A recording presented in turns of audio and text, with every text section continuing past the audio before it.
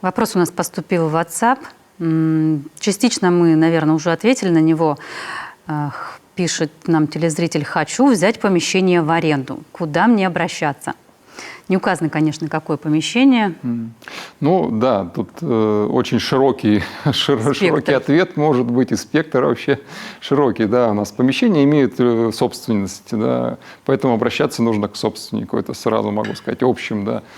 Собственность. Как узнать, чья это собственность? Да, нужно узнать, чья собственность. От этого будет зависеть, к кому обращаться. Поэтому частная собственность там, или государственная, вот от этого будет зависеть, куда вы пойдете. А где узнать, вот, чья собственность? Ну, во-первых, есть публичная кадастровая карта, да, Росреестра. Вы можете сами туда зайти. То есть через интернет? Через интернет, посмотреть, начиная там вот весь наш город, он весь разделен на там красные красивые там участки, которые стоят на кадастровом учете, права на которые зарегистрированы, посмотреть как минимум, там, если мы говорим о земельном участке. Если мы говорим о каком-то здании, здесь, конечно, сложнее, там, ну, надо понимать, потому что здание по себе может разделено быть по-разному. И найти собственника лучше, конечно, найти его вживую, да, чтобы понимать, что вот эта вот собственность там чья-то.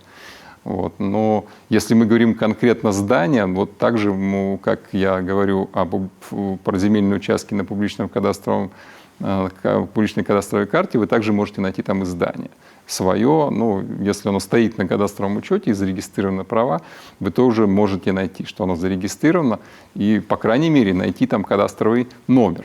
Да. Найдя кадастровый номер, вы имеете право там, заказать выписку из реестра, единого государственного реестра недвижимости и узнать, кто же собственник там. Но это такой вот путь, и он имеется, но, возможно, он длинный для кого-то покажется. Проще, конечно, узнать вот воочию, кто там находится в этом помещении. Вот.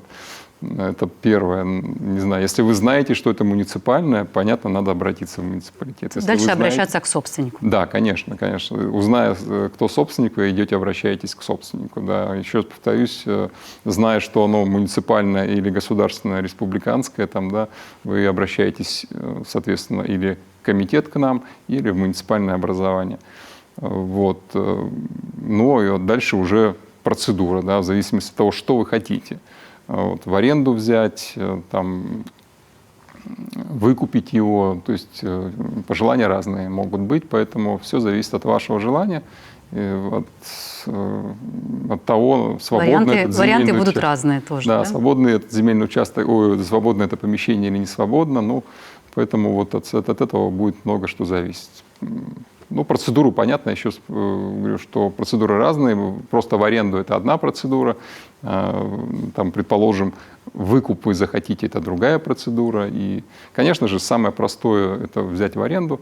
Как и все, собственно говоря, наверное, с этого начинают, а дальше уже, там, исходя из возможностей своего развития, там, бизнеса, там, что-то еще, уже потом идет другая совершенно история.